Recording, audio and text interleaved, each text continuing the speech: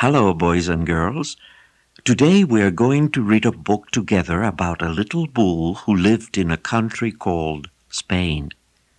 The name of the book is The Story of Ferdinand by Monroe Leaf. The drawings are by Robert Lawson. Now open your books to where the story begins. Can you find the page? It has a picture of a castle on it. Are you ready? Good. Every time you hear this sound, it's time to turn to the next page. Once upon a time in Spain, there was a little bull and his name was Ferdinand. All the other little bulls he lived with would run and jump and butt their heads together. But not Ferdinand. He liked to sit just quietly and smell the flowers.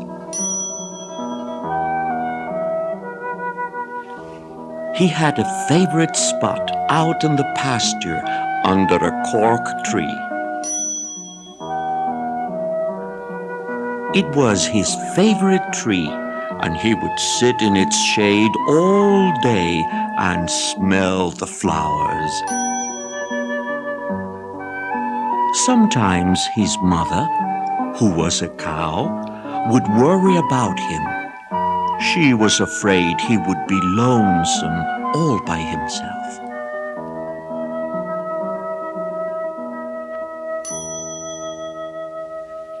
"Why don't you run and play with the other little bulls and skip and butt your head?" she would say. But Ferdinand would shake his head. "I like it better here, where I can sit just quietly and smell the flowers."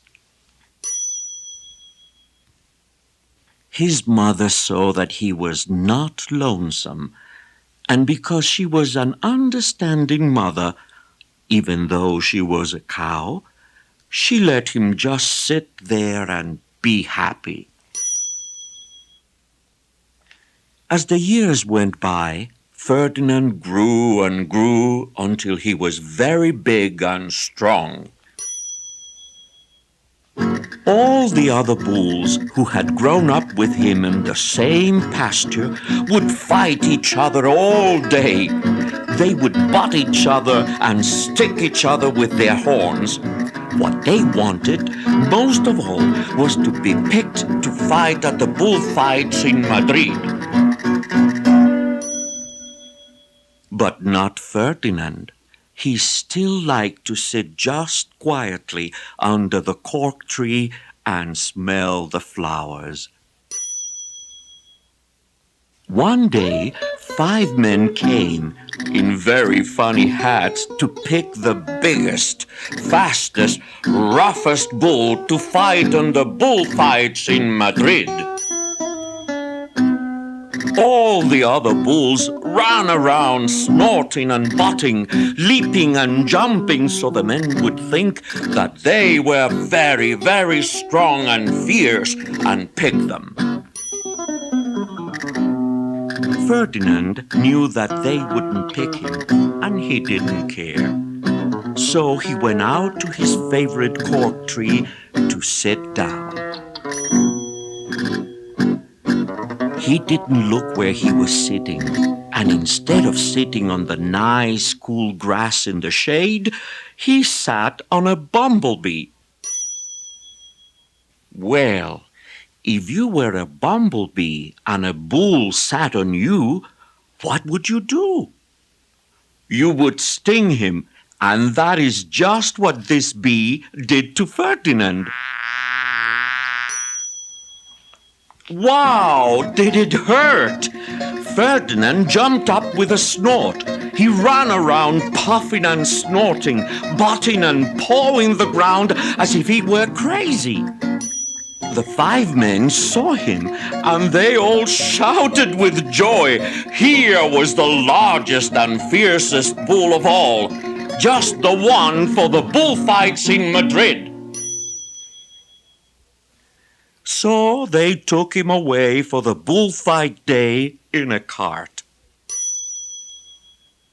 What a day it was! Flags were flying, bands were playing, and all the lovely ladies had flowers in their hair.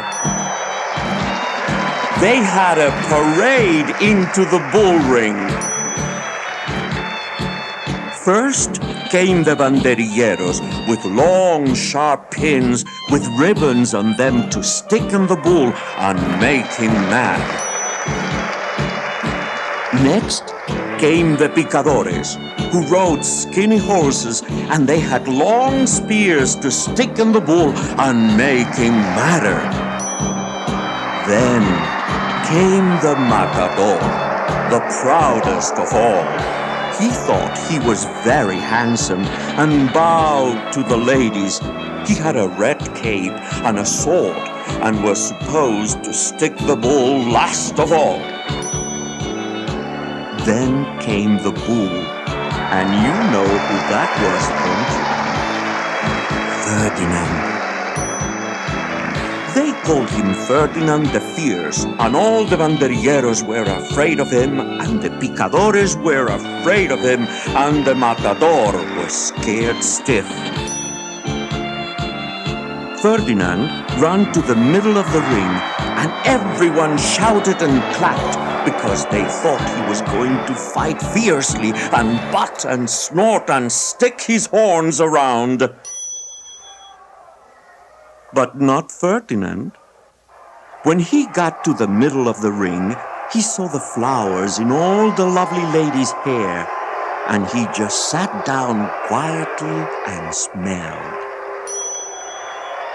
He wouldn't fight and be fierce no matter what they did. He just sat and smelled.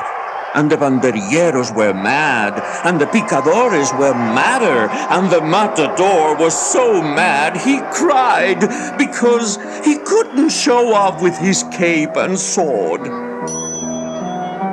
So they had to take Ferdinand home. And for all I know, he is sitting there still, under his favorite cork tree, smelling the flowers just quietly. He is very